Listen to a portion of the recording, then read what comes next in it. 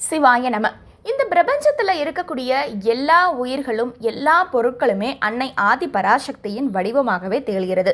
அன்னை ஆதி பராசக்தியை பூஜிக்கக்கூடிய அழகிய ஒரு பொன்னான திருவிழா தான் நவராத்திரி பூஜை. இந்த நவராத்திரி பூஜையில் கொலுக்கல்ல பொம்மைகளை வைத்து வணங்குவதோட காரணம் என்ன தெரியுமா? அன்னை பராசக்தி தான் இந்த உலகத்தை ஆட்டி படைக்கிறவா.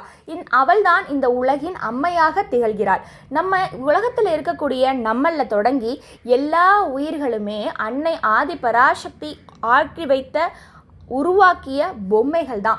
அவளுடைய அனைத்து ஆட்டி வைக்கக்கூடிய செயல்கள் தான் நாம எல்லாரும். நம்மளால எந்த செயல்களும் தனித்து கிடையாது.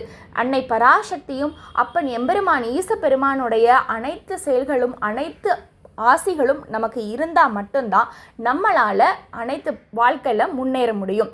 நம்மளை ஆட்டி வைக்கக்கூடிய ஆதிசக்தியே அன்னை பராசக்தி தான். அதை எடுத்து காட்டுறதுக்காக தான் நாம் எல்லாரும் அவள் ஆட்டி வைக்கும் பொம்மைகள் அப்படிங்கிறத நினைவு கூறுவதற்காக தான் இந்த நவராத்திரி கொலுப்படிகளில் அழகிய பொம்மைகளை வைத்து நாம் வணங்குறோம்.